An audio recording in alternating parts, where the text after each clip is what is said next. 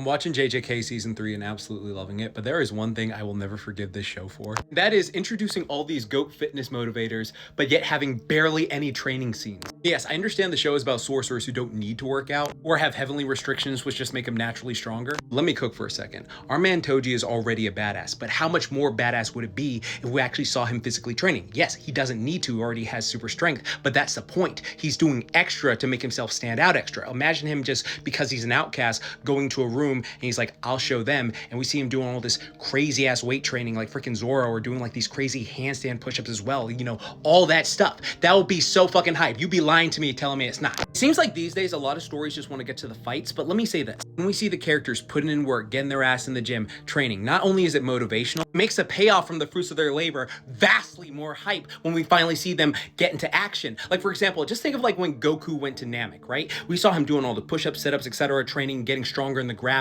And then we saw the Ginyu Force whooping Krillin, Gohan, and Vegeta. And we're like, oh crap, how is Goku gonna do? When he lands and it's just like, oh, is this gonna be a close fight? And no, he just bodies him, one-shots him. That is so cathartic. It is so fun to watch because you're like, oh, I saw the buildup. It paid off. Because while I love seeing characters like Yuta and Itadori just become these absolute beast monsters, like that shit is hype, there's always for me personally something where I'm like, feels like something's missing. Like I could have seen something that could have made this hit even harder for me personally. Because just seeing badass fights without training, while it's entertaining, just comes off more so like aura farming versus like, oh, this is a genuine payoff. And I mentioned this before, but I feel like we're becoming this microwave generation where we just want things now, like just go story, fight, but cut any build-up stuff, not realizing that the build-up makes the fights hit harder because you're like, oh shit, it's finally time to hit. And like I mentioned this when talking about Baki, right? Where there's a badass training scene from the manga that I was so hyped to see get animated, and they cut it. They cut it completely from the anime, and I'm like, what the fuck? That would have added so much to this fight.